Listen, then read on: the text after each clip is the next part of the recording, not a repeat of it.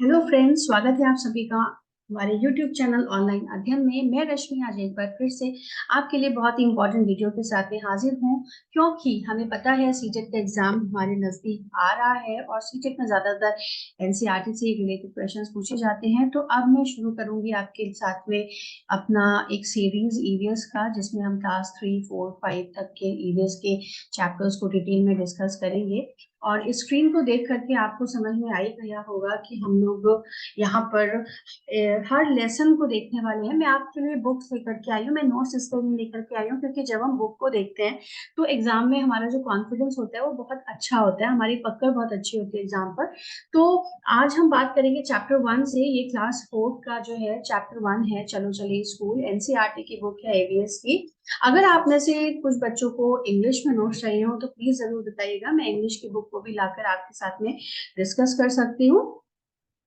तो चलिए अब हम देखते हैं, सिर्फ इम्पोर्टेंट इम्पोर्टेंट जो पॉइंट्स हैं उसी पर हम फोकस करेंगे।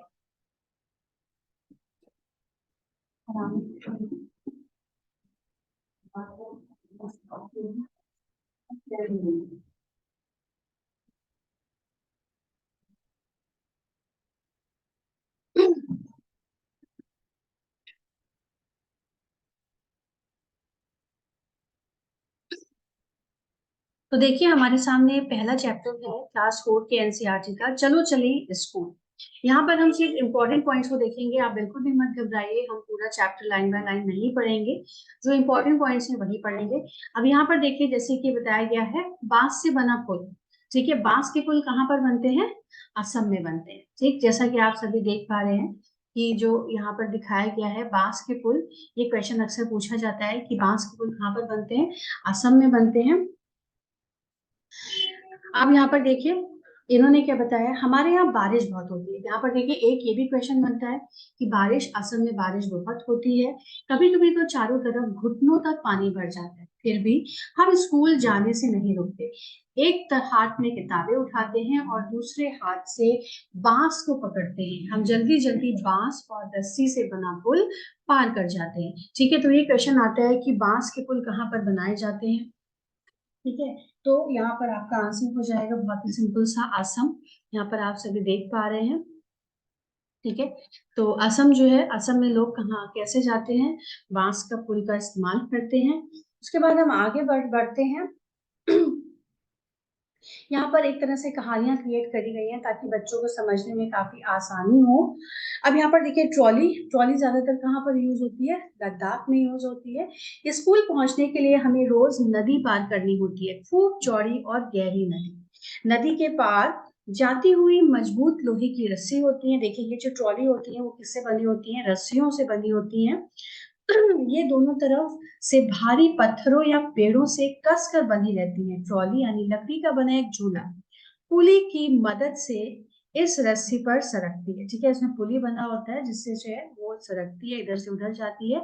और एक ट्रॉली में 4-5 बच्चे बैठ कर जाते हैं और पहुंच जाते हैं नदी के उस पार। ठीक है, यहाँ पर ये क्वेश्चन बनता है कि ट्रॉलीज का इस्तेमाल कहाँ पर किया जाता है नदियों को पार करने के लिए? तो आप बता सकते हैं कि लद्दाख में किया जाता है। तो हमने यहाँ पर दो चीजें कवर करी। ये देखिए पहला, असम में क्या होता है? बांस के पुल बने होते हैं, लोग वहां वहां पर बारिश ज्यादा होती है और वहां पर लोग बांस के पुल जो बने होते हैं उसका इस्तेमाल करते हैं। और जो लद्दाख है वहां पर बच्चे नदी पार करने के लिए ट्रॉली का इस्तेमाल करते हैं, जो कि मजबूत बनी होती है ट्रॉली। उस एक ट्रॉली में 4 से 5 बच्चे बैठकर नदी पार कर सकते हैं। अब यहाँ पर देखिए बहुत ही सिंपल सा, हमें पता है कि सीमेंट का पुल ये कहाँ पर होता है भाई? जहाँ पर आपका सीमेंट ईंटों से बना हुआ पुल होता है, मैदानी इलाकों में भी अगर नदी पड़ रही है तो हम वो पुल को पार करके उस नदी के उस पार जा सकते हैं। ठीक है, तो ये जो था हमारा फर्स्ट चैप्टर था। यहाँ पर देखिए एक बहुत ही इंपॉर्टेंट पॉइंट आया, ये अक्सर पूछा जाता है एग्जाम में, बहुत इंपॉर्टेंट है, वल्लम। ठीक है, वल्लम क्या है? केरला में। केरल के कुछ भागों में बच्चे पानी को पार करने के लिए वल्लम वल्लम क्या होती है, लकड़ी की बनी छोटी नाव में बैठकर स्कूल तक जाते हैं। ये क्वेश्चन बहुत पूछा जाता है कि वल्लम का अर्थ क्या होता है। तो आपसे अगर ये क्वेश्चन पूछा जाता है कि वल्लम का अर्थ क्या होता है, तो आप बता सकते हैं कि लकड़ी से बनी छोटी सी नाव को वल्लम कहते हैं, और ये कहाँ पर इस्तेमाल की जाती है, केरल में इस्तेमाल की जाती है। ठीक है, आई होप कि आपको ये समझ में आया होगा। चलिए हम इसमें आगे थोड़ा सा और देख लेते हैं। ऊंट गाड़ी, ऊंट गाड़ी जैसा कि हमें समझ में आ रहा है कि ये कहाँ पर इस्तेमाल होती है, राजस्थान में। राजस्थान में क्योंकि भाई रेतीला स्थान है, इसलिए राजस्थान में यूज होती है। हम रेगिस्तान में रहते हैं, हमारे यहाँ दूर दूर तक रेत ही रेत नजर आती है। दिन में तो रेत खूब तपती है। हम ऊंट गाड़ी में बैठकर स्कूल पहुंचते हैं। अब यहाँ पर आया मैदानी इलाकों में, एक गांव से दूसरे गांव लोग कैसे जाते हैं, बच्चे कैसे जाते हैं, तो वो बैलगाड़ी से जाते हैं। ठीक है, तो ये देखिए, ये आपका यहाँ पर लगभग चैप्टर खत्म होता है। ये साइकिल, ये जो है मतलब एक तरह से ट्रांसपोर्टेशन बताया गया है कि लोग क्या यूज करते हैं अगर ट्रांसपोर्टेशन एक जगह से दूसरी जगह पर जाने के लिए। लेकिन यहाँ पर जो जो इम्पोर्टेंट है, ठीक है, जो टर्म्स हैं, जैसे कि वल्लम मैंने आपको बताया, वल्लम जो है वो केरल में यूज किया जाता है, और ये एक नाव होती है छोटी सी, ठीक है, उसमें उसको कहा जाता है वल्लम। और उसी तरह से जो, ये देखिए वल्लम, ठीक है, लकड़ी की बनी छोटी सी नाव, इसको याद कर लीजिएगा, कहीं पर प्लीज नोट बना लीजिएगा। लकड़ी से बनी छोटी सी नाव को वल्लम कहते हैं, जो कि केरल में यूज होती है। उसके बाद में लकड़ी बांस के बने पुल कहाँ पर इस्तेमाल होते हैं, असम में इस्तेमाल होते हैं। ठीक है, उसके बाद में हमने देखा कि लद्दाख में क्या यूज होती है, ट्रॉलीज यूज होती है। ठीक है, तो ये हमारा था फर्स्ट चैप्टर से रिलेटेड जो भी था, जितने भी इंपॉर्टेंट पॉइंट इसमें कवर हुए हैं। देखिए हर चैप्टर में जरूरी नहीं है कि आपको 10 पॉइंट मिल जाए, किसी में आपको एक ही पॉइंट मिलेगा, तो किसी में 5-6 पॉइंट भी मिल सकते हैं। तो ये जो था वो पहला चैप्टर था क्लास 4 का, एनसीईआरटी का। अब हम आगे की तरफ बढ़ेंगे।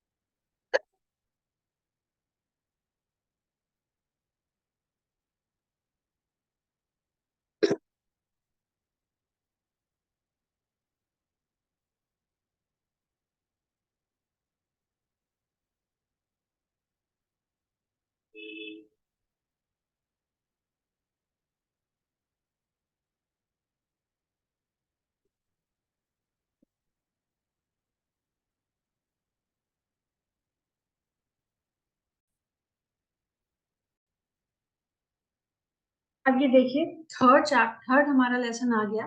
ठीक है, नंदू हाथी। अब यहाँ पर देखिए ये चैप्टर जो है वो काफी इंपॉर्टेंट है, क्योंकि हाथी से रिलेटेड काफी सारे क्वेश्चंस पूछे जाते हैं। जैसे कि हाथी कितना खाता है, ठीक है, कैसे रहता है ग्रुप में, कितने साल तक रहता है ग्रुप में, जो है उनका लीडर कौन होता है, इस तरह के काफी क्वेश्चंस आते हैं। लेकिन अब देखिए जब यहाँ पे एनसीईआरटी में कहानियां दी जाती है, तो उसमें कैरेक्टर का नाम दिया जाता है। आप देख सकते हैं यहाँ पे नंदू हाथी। ठीक है, ये नाम तो नंदू हाथी दे दिया गया है, लेकिन इसमें हाथी से रिलेटेड बहुत सारी इंफॉर्मेशन दी गई है। चलिए देखते हैं यहाँ पर क्या क्या दिया गया है। ये ऐसी डिस्क्रिप्शन दिया गया है, ठीक है, एज अ स्टोरी, ताकि बच्चों का इंटरेस्ट क्रिएट हो इसमें। चलिए आगे बढ़ते हैं। देखिए, वे सभी अपने मनपसंद पत्तों और झाड़ियों को खाने के लिए अलग अलग हो गए। वे सभी यानी कि हाथी। अगर आपसे पूछा जाए हाथी क्या खाते हैं, तो हाथी आप कह सकते हैं कि पत्ते और झाड़ियां खाते हैं, ठीक है। उसके बाद में हम नीचे आते हैं। अब यहाँ पर ये हाथियों का फैक्ट बताया गया है कि एक बड़ा हाथी एक दिन में 100 किलोग्राम से ज्यादा पत्ते और झाड़ियां खा लेता है। ये क्वेश्चन बहुत पूछा गया है, ठीक है, अक्सर पूछ लिया जाता है एनसीईआरटी के, जो आपका सीटेट का क्वेश्चन होता है एनसीईआरटी के क्वेश्चंस में, कि हाथी जो है एक दिन में कितना खाता है। तो आप बता सकते हैं कि एक बड़ा हाथी एक दिन में 100 किलो से ज्यादा पत्ते और झाड़ियां खा सकता है। हाथी बहुत कम ही आराम करता है, ये दिन में केवल 2 से 4 घंटे ही सोता है, ठीक है। अब ये क्वेश्चन अक्सर पूछा जाता है, ये दिन में कितने घंटे सोते हैं, तो आप यहाँ पर बता सकते हैं कि दिन में 2 से 4 घंटे ही सोते हैं। हाथी को पानी और कीचड़ में खेलना बहुत भाता है, क्योंकि उनके शरीर में इतनी ज्यादा गर्मी होती है, उनका साइज इतना बड़ा होता है कि उन्हें जो है पानी में रिलीफ मिलता है, तो इसीलिए ये क्वेश्चन खैर नहीं आता है। लेकिन ये जो फर्स्ट क्वेश्चन है, जहाँ यहाँ जो मैंने अभी यहाँ पर हाईलाइट कर रखा है कि एक बड़ा हाथी एक दिन में 100 किलोग्राम से ज्यादा पत्ते और झाड़ियां खा सकता है। हाथी जो है बहुत ही कम आराम करते हैं। आपको देखने में लगता होगा कि हाथी बहुत धीमे चलता है या बहुत बड़ा है, ठीक है, लेकिन नहीं, ऐसा बिल्कुल नहीं है, वो बहुत ही कम आराम करता है। और इस ये चीज हमें इस बात से पता चलती है जब हम नेक्स्ट लाइन में आते हैं कि वो दिन में सिर्फ 2 से 4 घंटे ही सोता है, ठीक है। यानी कि 24 घंटे में वो सिर्फ 2 से 4 घंटे ही सोता है, बाकी 20 घंटे तक वो कुछ ना कुछ करता रहता है। हाथी को पानी और कीचड़ में खेलना पसंद है, जैसा कि मैं आपको बता चुकी हूँ। इसके ऊपर शरीर को ठंडक मिलती है। वैसे उनके कान भी पंखे की तरह काम करते हैं। गर्मी लगने पर हाथी अपने कान हिलाकर हवा कर सकता है, जो कि बहुत ही नॉर्मल सी चीज है। तो यहाँ पर हमको 2 पॉइंट मिले हैं। पहला कि हाथी जो है वो एक दिन में 100 किलोग्राम पत्ते और झाड़ियां खा लेता है, और दूसरा हाथी जो है वो दिन में सिर्फ 2 से 4 घंटों की नींद ही लेते हैं, ठीक। ये क्वेश्चन पूछा जाता है, इसलिए मैं आप इसको बार बार एम्फसाइज कर रही हूँ। उसके बाद हम आगे चलते हैं। देखिए, ये पूरा यहाँ पे स्टोरी बना करके दिखाई गई है। अब देखिए, हाथी अपने झुंड के साथ रहता है। हाथी कैसे रहते हैं, झुंड में रहते हैं, ये भी क्वेश्चन आए हैं।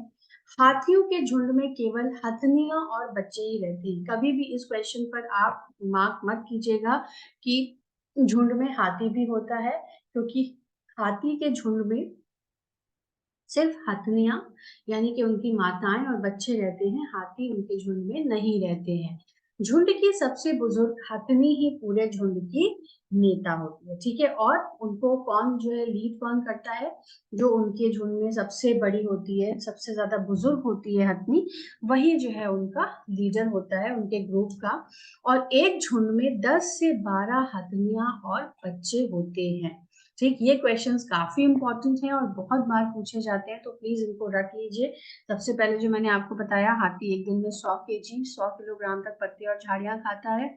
दूसरा कि वो सिर्फ 2 से 4 घंटे ही सोता है, ठीक है। उसके बाद हाथियों का जो झुंड होता है उसमें 10 से 12 हथनियां और बच्चे होते हैं, और हर ग्रुप में, हर झुंड में जो है वो सिर्फ हथनियां और उनके बच्चे ही रहते हैं। हाथी झुंड में नहीं रहते। और ये भी यहाँ पर झुंड जो मैं वर्ड बोल रही हूँ उसको भी याद रखिएगा कि ये पूछा जाता है कि उनके ग्रुप को क्या कहा जाता है, ठीक है, किस नाम से बुलाया जाता है, तो झुंड के ही नाम से बुलाया जाता है। तो ये क्वेश्चन पूछा जाता है, क्योंकि इसमें काफी कंफ्यूजन होती है बच्चों को, तो कभी भी इस चीज को देख के आप कंफ्यूज ना हो, ठीक। एक झुंड में 10 से 12 हथियां और बच्चे होते हैं। हाथी 14-15 साल तक एक ही झुंड में रहते हैं, फिर वो झुंड छोड़ देते हैं और अकेले रहते हैं। यानी कि जो एक हाथी है बचपन से कब तक रहेगा अपने झुंड में, 14 से 15 साल तक रहेगा। उसके बाद वो अपने झुंड को छोड़ देगा और अकेले रहेगा। नंदू भी जब 14-15 साल का हो जाएगा तो वो अपना झुंड छोड़ देगा। नंदू हाथी, जो कि इसमें एज अ कैरेक्टर प्रेजेंट किया गया है, उसके बारे में बताया गया है। तो हमारे 2-4 पॉइंट हो गए। अब देखिए, यहाँ पर मैंने जो आपको बोला था कि आप प्लीज झुंड का जो ये जो वर्ड है उसको याद रखिएगा। जानवरों के ऐसे समूह को झुंड कहते हैं। झुंड में रहने वाले जानवर मिलजुल कर सभी काम करते हैं, जैसे खाने की तलाश में घूमना, खेलना और नहाना। ठीक है, यानी ये मैंने आपको अभी पहले भी बताया था कि इनका जो ग्रुप है, ये जो ग्रुप में रहते हैं उसको हम पर्टिकुलर नाम से जानते हैं, जिसको कि झुंड कहा जाता है। ये क्वेश्चन आता है एग्जाम में कि हाथियों का जो समूह होता है उसको क्या कहा जाता है। ठीक है, उसको झुंड कहा जाता है। हाथी एक दिन में कितना खा सकते हैं? 100 किलोग्राम, यानी कि 100 केजी तक जो है वो झाड़ियां और पत्ते खाते हैं या खा सकते हैं। एक हाथी दिन में बहुत कम आराम करता है। कितना सोता है? वो सिर्फ 2 से 4 घंटे तक ही सोता है। ठीक है, यहाँ पर देखिए मैंने आपको बताया था ऊपर, ये देखिए, या एक हाथी जो है दिन में सिर्फ 2 से 4 घंटे ही सोता है। उन्हें पानी और कीचड़ में खेलना पसंद आता है। उसके बाद हम अगर यहाँ पर आ जाएं फिर से नीचे, तो यहाँ पर ये पॉइंट बनता है कि हाथी झुंड में रहते हैं। हाथियों के झुंड में केवल हथनियां और उनके बच्चे रहते हैं। झुंड में जो सबसे बुजुर्ग हथनी होती है वो ही उस झुंड का नेतृत्व करती है, या उसका नेता होती है, या उसका लीडर होती है। और एक झुंड में 10-12 हथनियां और बच्चे होते हैं। और ये कब तक रहते हैं झुंड में? 14 से 15 साल तक रहते हैं। और जब ये 15 साल के हो जाते हैं उसके बाद उस झुंड को छोड़ देते हैं और अकेले रहना शुरू कर देते हैं। ठीक है, आई होप कि आपको इतना समझ में आया होगा। काफी इंपॉर्टेंट पॉइंट्स हैं, इसीलिए मैं आपके लिए जो है पूरे पूरे चैप्टर्स लेकर के आई हूँ कि इससे आपको समझाना और बताना काफी इजी रहेगा। इसमें आप चित्र भी देख पाएंगे, क्योंकि जब हम कुछ देख करके पढ़ते हैं तो हमें वो ज्यादा अच्छे से याद रहता है।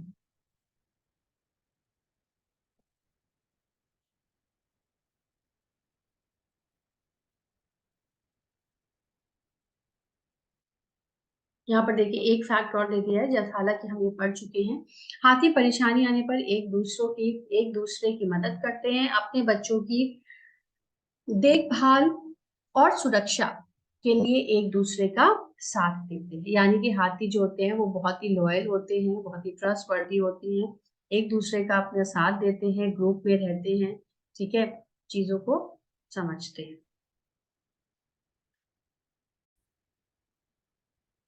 तो चलिए अब हम चलते हैं नेक्स्ट चैप्टर की तरफ, जो कि हमारा इसी बुक का नेक्स्ट चैप्टर है, क्लास 4 की एनसीईआरटी का।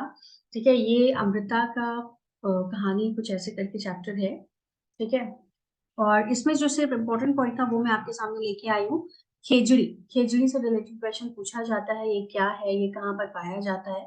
तो आप यहाँ पर बता सकते हैं कि जो खेजड़ी है ये राजस्थानी इलाके, यानी कि राजस्थान में जहाँ पे रेत होती है, ये पेड़ रेगिस्तानी इलाके में खूब पाया जाता है।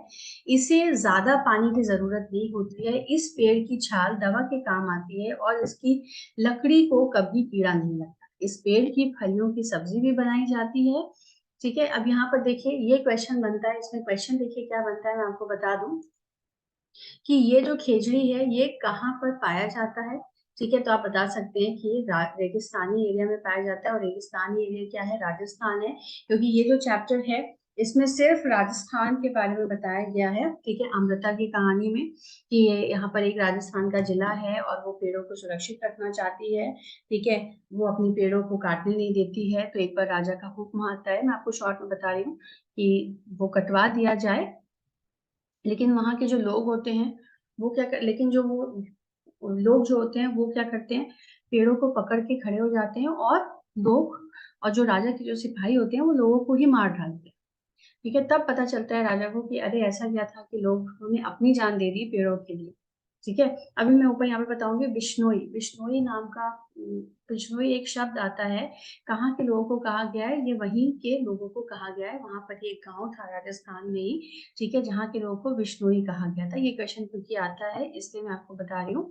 क्या है, हम यहाँ पर पहले खेजड़ी देखते हैं। ये पेड़ रेगिस्तानी इलाके में खूब पाया जाता है। इसमें ज्यादा पानी की जरूरत नहीं पड़ती है। इस पेड़ की छाल दवा बनाने के काम में आती है और इसकी लकड़ी को कभी कीड़ा नहीं लगता है। इस पेड़ की फलियों की सब्जी भी बनाई जाती है। ठीक है, ये याद रखिएगा। आप ये कह सकते हैं कि इसमें क्वेश्चन बनता है कि क्या इसके जो है छाल की दवा बनती है, या इसकी छाल किस काम में आती है, तो आप कह सकते हैं कि दवा बनाने के काम में आती है। ठीक है, और ये खेजड़ी कहाँ पर पाया जाता है? एक तरह का वनस्पति है, ये एक तरह का पेड़ है। ठीक है, ये कहाँ पर पाया जाता है? ये रेगिस्तानी एरिया में पाया जाता है। इसको उगने के लिए ज्यादा पानी की जरूरत नहीं पड़ती है। इसकी पत्तियां वहां पर रहने वाले जानवर खाते हैं, और इसकी छाया में तुम जैसे बहुत से बच्चे खेलते भी हैं। ठीक है, तो ये हो गया यहाँ पर कि खेजड़ी के बारे में, कि उन्होंने क्या क्या बताया। एकदम एंड ऑफ द चैप्टर की एकदम एंड में एक चीज बताई गई है। अब मैं आपको ले चलती हूँ ऊपर, यहाँ पर बिश्नोई के बारे में बताया गया है, ताकि आपको उसका भी आइडिया हो जाए। ये देखिए, ये राजस्थान का पूरा गांव दर्शाया गया है इस स्टोरी में, और स्टोरी का नाम जैसा कि मैंने आपको बताया था, अमृता की कहानी है। ठीक है, ये देखिए यहाँ पर आ गया सुरक्षित गांव। गांव वालों की बातों का गहरा असर पड़ा। ठीक है, आज 300 साल भी यहाँ के लोग जो बिश्नोई कहलाते हैं। ठीक है, तो यहाँ लोग कहाँ के लोग बिश्नोई कहलाते हैं? राजस्थान में एक गांव है, वहां के लोग बिश्नोई कहलाते हैं। और वो क्या काम करते हैं? पेड़ों और जानवरों की रक्षा करते हैं। ठीक है, वो किसकी रक्षा करते हैं? पेड़ों और जानवरों की। ये देखिए, जो मैंने आपको स्टोरी बताई थी कि कुछ आदमी आए थे पेड़ काटने के लिए, लेकिन लोगों ने क्या किया? पेड़ों को पकड़ लिया और उन्होंने पेड़ों को काटने नहीं दिया, तो उन्होंने लोगों को ही मारना शुरू कर दिया। ठीक है, तो ये है स्टोरी अमृता की कहानी की। ठीक, इसमें इतना ही इंपॉर्टेंट था, तो मैंने आपको वही बताया है। चलिए अब हम नेक्स्ट चैप्टर, तो चलिए फ्रेंड्स, अब हम अपने नेक्स्ट चैप्टर की ओर बढ़ते हैं। ठीक है, जो कि हमारा 5th चैप्टर है। आज हम बस यही चैप्टर तक डिस्कस करेंगे, और जो नेक्स्ट होगा वो हम फिर अगली वीडियो में डिस्कस करेंगे। तो जो हमारा अगला चैप्टर है, जैसे कि आप देख पा रहे हैं, अनीता की मधुमक्खियां। ठीक है, देखने में बहुत ही सिंपल सा लग रहा है, लेकिन इसमें बहुत सारे पॉइंट हैं जो कि पूछे जाते हैं एग्जाम में, मधुमक्खियों से, चींटियों से रिलेटेड। ठीक है, कौन से उस समूह में रहती हैं। ठीक है, जिस तरह से हाथियों में कौन जो है वो ग्रुप का एक तरह से नेतृत्व करता है, उसी तरह से मधुमक्खियों में भी पूछे जाते हैं। तो चलिए बढ़ते हैं आगे। देखिए, सबसे पहले यहाँ पर इसमें कुछ और भी क्वेश्चंस हैं, जो कि सिर्फ हमारे ईवीएस से नहीं, बल्कि पेडागोजी और अ, आपके एक तरह से करे आपको अवेयर होना चाहिए कि सरकार ने कौन कौन सी योजनाएं भी बना रखी है। तो हमारा एक क्वेश्चन वो भी आएगा। तो देखते हैं, अनीता कुशवाहा एक चमकता सितारा यानी कि गर्ल स्टार है। अब देखिए, चमकता सितारा क्या है?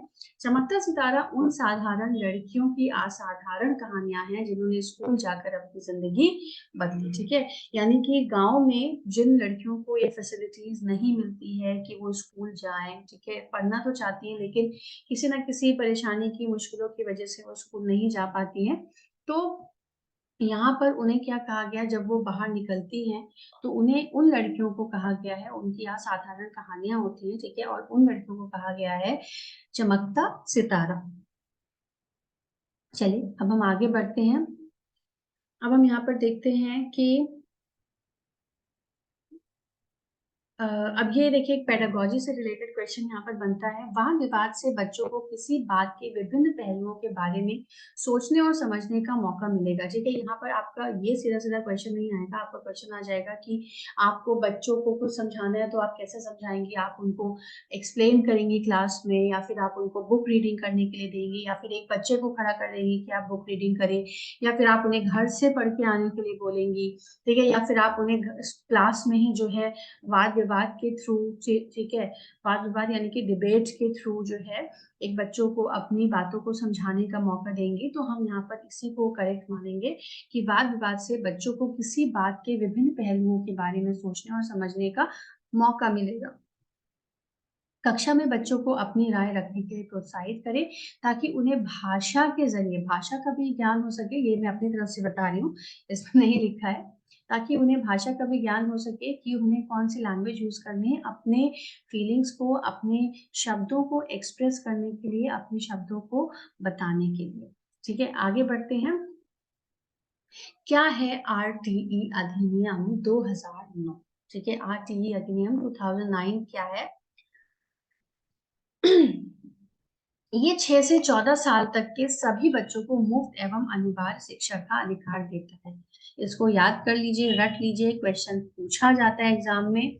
मतलब हमेशा ही पूछा जाता है। ठीक है, आरटीई अधिनियम 2009 क्या है, ये 6 से 14 साल के बच्चों को फ्री और कंपल्सरी एजुकेशन देता है। सरकार ने अभी कर दिया है, रूल बना दिया है कि 6 से 14 साल का जो बच्चा है उसको फ्री में एजुकेशन मिलेगी और उसकी एजुकेशन जो है वो अनिवार्य है। ठीक है, मतलब ये उसका अधिकार है अपना। चलिए आगे बढ़ते हैं। अब यहाँ पर देखते हैं मधुमक्खी से रिलेटेड, क्योंकि जो हमारा चैप्टर है वो मधुमक्खी पर ही बेस्ड है।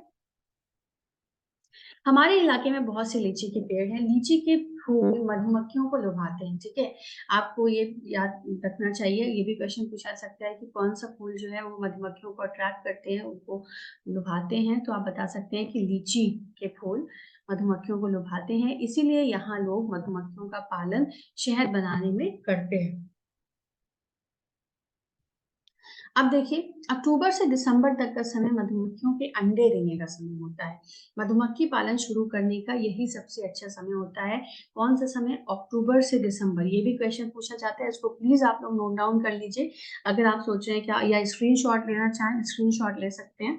ठीक है, अक्टूबर से दिसंबर तक का जो समय होता है वो मधुमक्खियों के अंडे देने का समय होता है, और यही सबसे अच्छा समय होता है जब हमें उनका पालन शुरू करना चाहिए। आगे बढ़ते हैं। ये देखिए, यहाँ पर एक लड़की है जिसने कि अपना बिजनेस स्टार्ट किया मधुमक्खी से, और ये एक सत्य घटना पर आधारित कहानी है। ये एक कोई फेक या फिर फिक्टिशियस कोई इसमें कुछ भी नहीं है। ये एक सच्ची कहानी है। चलिए अब हम आगे चलते हैं, और इसमें थोड़ा सा इसमें देखिए उसका बताया गया कि किस तरह सक्सेस हुई। हर छत्ते में एक रानी मक्खी होती है। ये क्वेश्चन पूछा जाता है, हर छत्ते में एक रानी मक्खी होती है जो अंडे देती है।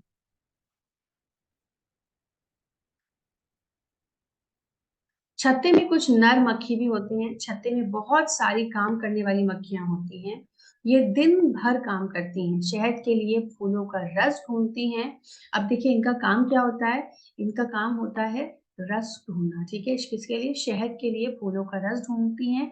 जब किसी मक्खी को रस मिल जाता है तब वो एक तरह का नाच करती हैं, जिससे दूसरी मक्खियों को पता चल जाता है कि रस कहाँ है। ठीक है, मतलब इन लोगों का काम क्या होता है कि जाना और ढूंढना रस को। ठीक है, फूलों में से रस को, और जिस किसी को भी मिल जाता है वो क्या करता है, नाचने लगता है। एक तरह का नाच होता है, जिससे जो बाकी मधुमक्खियां हैं उनको पता चल जाता है कि रस कहाँ पर है। ठीक है, यहाँ पर जो छत्ते में जो एक रानी मक्खी होती है, ये याद रखिएगा, और वही अंडे देती है। ठीक, रस कहाँ है? वे रस से शहद बनाती हैं। छत्ता बनाने का काम भी इन्हीं का होता है, और बच्चों के पालने का काम भी इन्हीं का होता है। यानी कि इसमें जो मेल मधुमक्खी होती है उसका कोई भी एज सच इतना रोल नहीं होता है। छत्ता बनाने का काम भी इन्हीं का होता है, और बच्चों का पालने का काम भी इन्हीं का होता है। ये ना हो तो छत्ता ना बने, और ना ही शहद इकट्ठा हो। शहद के बिना छत्ते की सारी मधुमक्खियां भूखी रह जाती हैं। नर मक्खी छत्ते के लिए कुछ खास काम नहीं करते।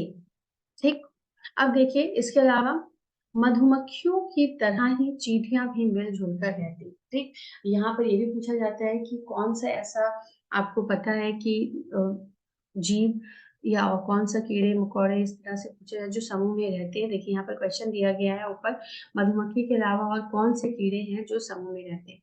देखिए अब यहाँ पे देखिए, मधुमक्खियों के अलावा चींटियां मिलजुल कर रहती हैं। चींटी एक सामाजिक प्राणी है, हम सभी जानते हैं। रानी चींटी ही अंडे देती है ग्रुप में। ठीक है, उनका जो समूह होता है उसमें रानी चींटी, जैसे यहाँ पर रानी मधुमक्खी होती है, ठीक है, अंडे देती है, वैसे यहाँ पर रानी चींटियां अंडे देती हैं। सिपाही चींटी बिल का ध्यान रखती है। याद रखिएगा कि रानी चींटी अंडे देती है, और जो सिपाही चींटी होती है वो अपना, जैसा कि नाम इसमें मेंशन है सिपाही, वो अपना वही काम करती है, वही रोल प्ले करती है। सिपाही चींटी बिल का ध्यान रखती है, और काम करने वाली चींटियां भोजन ढूंढकर बिल तक लाती हैं। यानी कि सब लोग मिल बांट करके काम करते हैं, इसीलिए कहा गया है कि ये लोग यहाँ पर समूह में रहते हैं। मधुमक्खियां भी समूह में रहती हैं, उसी तरह से चींटियां भी समूह में रहती हैं। ठीक है, जो मेन चींटी होती है वो क्या होती है, रानी चींटी, जो कि अंडे देती है। सिपाही चींटी क्या करती है, वो बिल का ध्यान रखती है, और बाकी जो काम करने वाली चींटियां होती हैं वो जो है खाना ढूंढ ढूंढ कर बिल तक लाती है। इसी तरह से दीमक और ततैये भी समूह में ही रहते हैं। ये क्वेश्चन पूछा जाता है, इसलिए प्लीज इसको नोट डाउन कर लीजिए या स्क्रीनशॉट ले लीजिए, याद कर लीजिए। ठीक है, चलिए एक बार और देख लेते हैं। यहाँ पे चैप्टर एंड हो जाता है। तो आज हम आई होप कि आपको समझ में आएगा। आज हमने काफ़ी सारे 5 चैप्टर्स को कवर किया है, ठीक है, क्लास 4 की एनसीईआरटी ईवीएस को। अगली वीडियो में हम आगे के चैप्टर्स लेकर के आएंगे। तो अगर आपको वीडियो अच्छी लगी हो तो प्लीज़ वीडियो को लाइक ज़रूर कीजिएगा, प्लीज़ इसको शेयर ज़रूर कीजिएगा। और अगर आप कुछ भी हेल्प चाहते हैं तो कमेंट बॉक्स में कमेंट ज़रूर कीजिएगा। आपके कमेंट से हमको बहुत ही ज़्यादा एक तरह से बोले प्रोत्साहन मिलता है। हम और अच्छी-अच्छी वीडियोज़ बनाने के लिए जो है थोड़ा-सा प्रेरित होते हैं। तो चलिए, थैंक यू सो मच। आज के लिए अपना ख्याल रखिएगा। Have a good day.